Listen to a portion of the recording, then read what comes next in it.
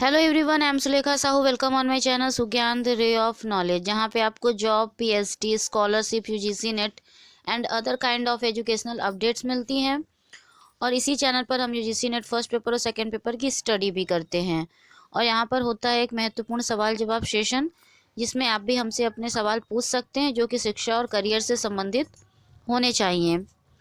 तो इसी क्रम में जैसा कि मैंने कहा था कि उत्तर प्रदेश लोक सेवा आयोग की तरफ से जो जीआईसी की वैकेंसी आई हुई है, उस पर एक विस्तृत वीडियो बनाई जाएगी, जिसमें मैंने आपके सभी जो कमेंट हैं उसे शामिल किया है और आपके सभी डाउट को इसमें जो है कि दूर करने का, शॉर्ट आउट करने का प्रयास करूंगी।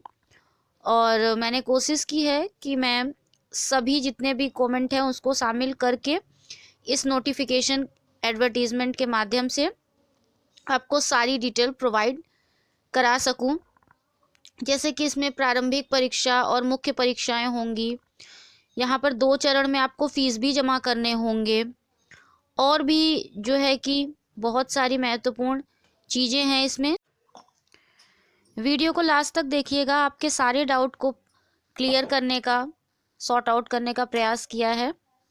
फिर भी अगर कोई डाउट रह जाता है तो आप अपने क्वेश्चन हमसे पूछ सकते हैं। और चलिए तब शुरू करते हैं आज की वीडियो। उसके पहले आप चैनल पर नए हैं तो चैनल को सब्सक्राइब करके बेल आइकन ऑल कैटेगरी में ज़रूर प्रेस कीजिएगा, क्योंकि इस चैनल पे आपको टोटली पूरे एजुकेशनल कंटेंट ही मिलते हैं। तो चलिए सबसे पहले, जैसा कि आप स्क्रीन पर देख ही रहे हैं कि ऑनलाइन परीक्षा शुल्क जो है वो आपको जमा करने की अंतिम तिथि है 18 जनवरी 2021। मैं हमेशा कहती हूँ कि फॉर्म को जो है कि लास्ट डेट के 1-2 दिन पहले ही फिल कर लेना चाहिए, ठीक है।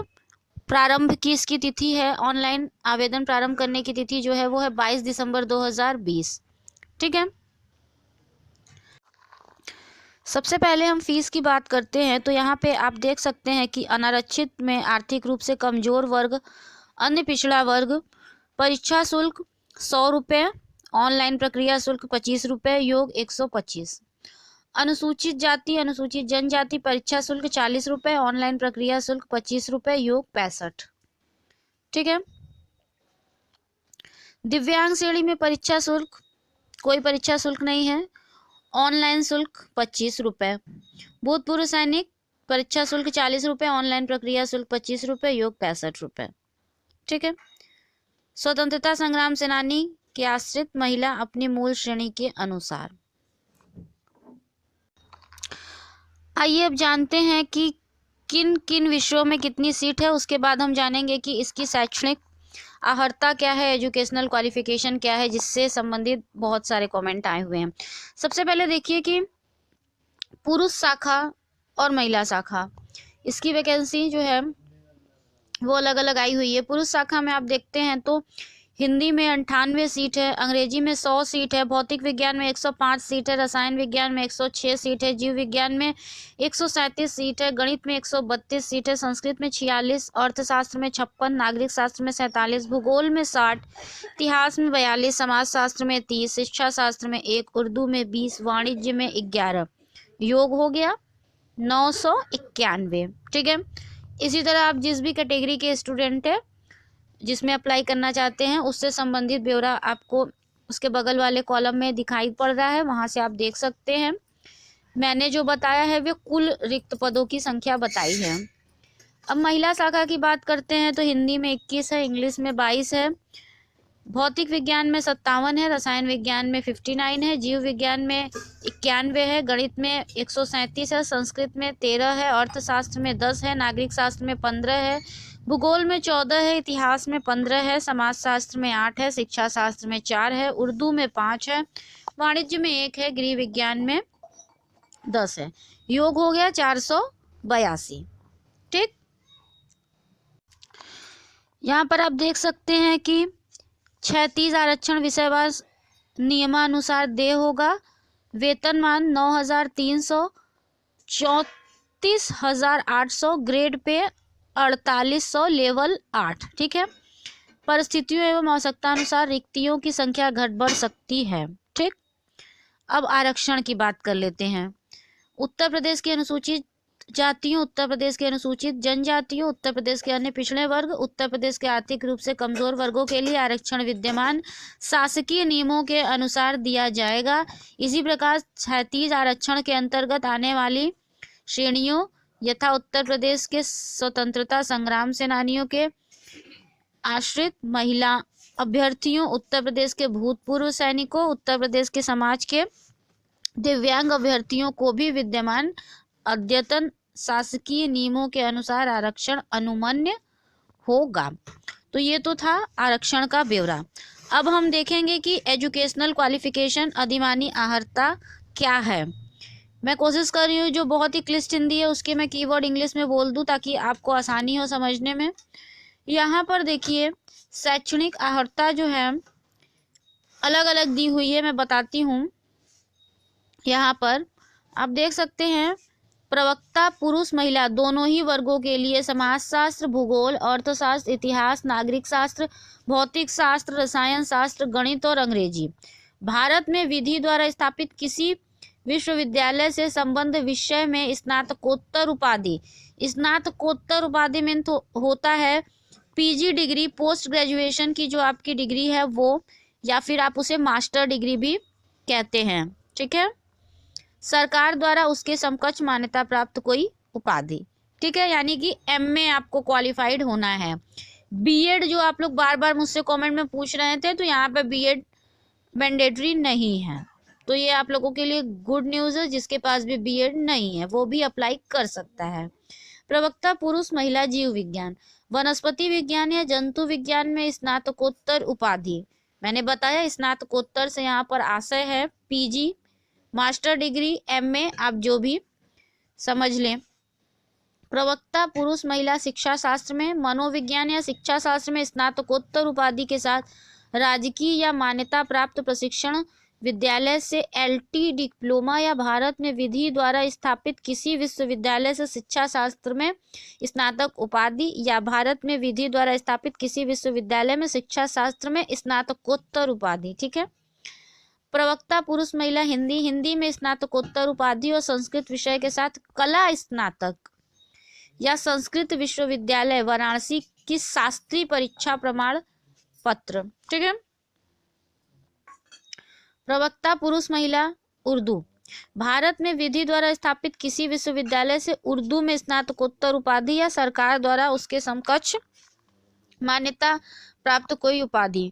प्रवक्ता पुरुष महिला संस्कृत, भारत में विधि द्वारा स्थापित किसी विश्वविद्यालय से संस्कृत में स्नातकोत्तर उपाधि या सरकार द्वारा उसके समकक्ष मान्यता प्राप्त कोई उपाधि। प्रवक्ता पुरुष महिला वाणिज्य, वाणिज्य में स्नातकोत्तर उपाधि। प्रवक्ता महिला गृह विज्ञान, गृह विज्ञान या गृह कला में स्नातकोत्तर उपाधि या इलाहाबाद विश्वविद्यालय या बड़ौदा विश्वविद्यालय में बीएससी गृह विज्ञान या गृह कला से स्नातक या गृह अर्थशास्त्र विषय में इलाहाबाद विश्वविद्यालय से स्नातक या आईटी कॉलेज लखनऊ से बीएससी। ठीक है, उसी से संबंधित यहाँ पर भी थोड़ा सा और डिटेल दिया हुआ है, इसे भी आप पढ़ सकते हैं। विशेष विषयों के लिए यहाँ पर जो है वो मैं एक बार बता देती हूँ। प्रवक्ता शिक्षा शास्त्र, गृह विज्ञान तथा वाणिज्य को छोड़कर शेष विषयों हेतु अधिमानी अहर्ता निम्नवत है। राजकीय या मान्यता प्राप्त प्रशिक्षण विद्यालय से एलटी डिप्लोमा या भारत में विधि द्वारा स्थापित किसी विश्वविद्यालय से शिक्षा शास्त्र में स्नातक उपाधि। उक्त के अतिरिक्त सभी विषयों हेतु निम्नवत अधिमानी अहर्ता भी है। ठीक है, यहाँ पर आप एक चीज नोट में लिखा हुआ है वो आप देख सकते हैं। प्रवक्ता गृह विज्ञान पद हेतु केवल महिला अभ्यर्थी ही पात्र हैं, क्योंकि उक्त पद की रिक्ति केवल महिला शाखा के लिए है। ठीक है, तो इसमें मेल अप्लाई नहीं कर सकते हैं। अब सबसे बड़ी बात है आपका एज, तो अभ्यर्थी को 1 जुलाई 2020 को 21 वर्ष की आयु अवश्य पूरी करनी चाहिए और उन्हें 40 वर्ष से अधिक आयु का नहीं होना चाहिए। ठीक है, मतलब कि आपको 21 वर्ष का होना है, 40 वर्ष से अधिक का नहीं। अधिकतम आयु सीमा में जो छूट है आप इसे वीडियो को पॉज करके यहाँ से पढ़ सकते हैं। अब यहाँ पर जो सबसे महत्वपूर्ण चीज़ें मैं वो बताने वाली हूँ आपको। यहाँ पे आप देखिए कि प्रवक्ता पुरुष एवं महिला राजकीय इंटर कॉलेज में मुख्य लिखित परीक्षा के संबंध में कतिपय सूचनाएं। ये सबसे इम्पोर्टेंट चीज है। यहाँ पे आपको परीक्षा प्रारंभिक परीक्षा में सफल होने वाले अभ्यर्थी ही मुख्य लिखित परीक्षा में सम्मिलित किए जाएंगे। यानी कि यहाँ पर 2 परीक्षाएं होंगी, प्रारंभिक परीक्षा और लिखित परीक्षा, ठीक है, जिसके लिए आयोग के निर्देशानुसार सफल अभ्यर्थियों को पुनः आवेदन करना होगा। एवं अनारक्षित सामान्य अभ्यर्थियों, आर्थिक रूप से कमजोर वर्ग के अभ्यर्थियों, उत्तर प्रदेश के अन्य पिछड़े वर्ग के अभ्यर्थियों तथा उत्तर प्रदेश के बाहर के अभ्यर्थियों के लिए परीक्षा शुल्क जो है वो 200 रुपये। यानी कि आप जब मुख्य परीक्षा देंगे तो वहां से फिर से आवेदन मांगे जाएंगे और आपको 200 रुपये शुल्क वहां फिर देना पड़ेगा। एवं ऑनलाइन प्रक्रिया शुल्क 25 रुपये, योग 225 रुपये, ठीक है। उत्तर प्रदेश के अनुसूचित जाति अनुसूचित जनजाति के अभ्यर्थियों के लिए परीक्षा शुल्क 80 रुपये, ऑनलाइन प्रक्रिया शुल्क 25 रुपये, योग 105 रुपये निर्धारित है। 36 आरक्षण के अंतर्गत आने वाले उत्तर प्रदेश के दिव्यांग अभ्यर्थियों को मुख्य परीक्षा हेतु कोई शुल्क दे नहीं है, ठीक है। तो जो दिव्यांग है उन्हें कोई भी मुख्य परीक्षा शुल्क नहीं देनी है। ऑनलाइन प्रक्रिया शुल्क 25 रुपये मात्र देना होगा। उत्तर प्रदेश के सेना के भूतपूर्व सैनिकों हेतु परीक्षा शुल्क 80 रुपये, ऑनलाइन परीक्षा शुल्क 25 रुपये, 105 रुपये निर्धारित है। उत्तर प्रदेश के स्वतंत्रता संग्राम सेनानी के आश्रित महिला अभ्यर्थी जिस मूल श्रेणी के संबंधित होंगे उन्हें उसी वर्ग श्रेणी हेतु जमा शुल्क करना होगा। अभ्यर्थी सावधानी पूर्वक नोट कर ले कि मुख्य परीक्षा में वे उसी अनुक्रमांक पर बैठेंगे जो प्रारंभिक परीक्षा के लिए आवंटित किया गया है, ठीक है। मुख्य परीक्षा हेतु तिथियां तथा परीक्षा केंद्र बाद में आयोग द्वारा निर्धारित किए जाएंगे, जिनकी सूचना ई प्रवेश पत्र के माध्यम से दी जाएगी। केंद्र अथवा राज्य सरकार के अधीन कार्यरत अभ्यर्थियों को अपने सेवा योजक का समक्ष प्राधिकारी द्वारा निर्गत अनापत्ति प्रमाण पत्र प्रस्तुत करना होगा, ठीक है। नोट: प्रवक्ता पुरुष महिला राजकीय इंटर कॉलेज परीक्षा की मुख्य परीक्षा लिखित परीक्षा के आवेदन पत्रों में किए जाने वाले समस्त दावों की पुष्टि में स्वप्रमाणित अंक पत्र प्रमाण पत्र, ठीक है, यानी कि आपका रिजल्ट और उसकी डिग्री पत्र संलग्न करना अनिवार्य है। यदि वे समस्त दावों की पुष्टि में स्वप्रमाणित अंक पत्र प्रमाण पत्र संलग्न नहीं करते हैं तो उनका अभ्यर्थन निरस्त कर दिया जाएगा। अब यहाँ पर जो है मुख्य परीक्षा और प्रारंभिक परीक्षा के लिए यहाँ पर जो अंतर है ये तो मैंने आपको समझाया कि यहाँ पे 2 परीक्षाएं होंगी। अब प्रारंभिक परीक्षा देखिए कैसी होगी। प्रारंभिक परीक्षा के वस्तुनिष्ठ कारक प्रश्न पत्रों में गलत उत्तर पर दंड निगेटिव मार्किंग की व्यवस्था निम्नवत लागू होगी। प्रत्येक प्रश्न के लिए 4 वैकल्पिक उत्तर हैं। उम्मीदवार द्वारा प्रत्येक प्रश्न के लिए दिए गए एक गलत उत्तर के लिए प्रश्न हेतु नियत किए गए अंकों का 1/3 0.33 दंड के रूप में काटा जाएगा, ठीक है। यदि कोई उम्मीदवार 1 से अधिक उत्तर देता है तो उसे भी गलत मान्य किया जाएगा, ठीक है।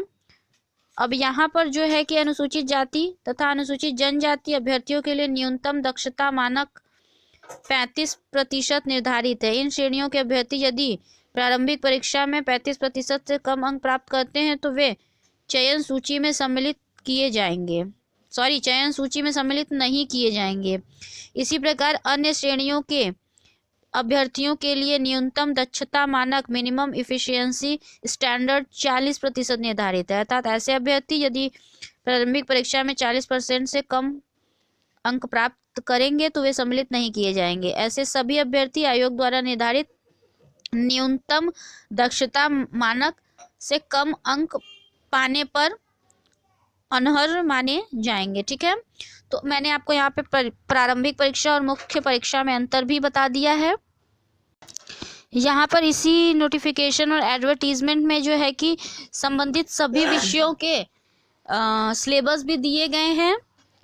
आप यहाँ पर देख सकते हैं सभी विषयों के सिलेबस भी हैं। यहाँ पर मैं सिलेबस के लिए अलग से एक डिटेल वीडियो बना दूंगी, जैसा कि आपको सिलेबस की एक प्लेलिस्ट है जिसमें कि आपको संबंधित सभी विषयों के और जो भी आपके एग्ज़ाम होते हैं लगभग सभी विषयों के आपको वहाँ पे सिलेबस मिल जाएंगे, जैसे जीडीसी, यूजीसी, पीजीटी, तो आपको वहाँ पर सभी विषयों के मिलते हैं। मैं इसका भी बहुत जल्द आपको सिलेबस उपलब्ध करवा दूंगी।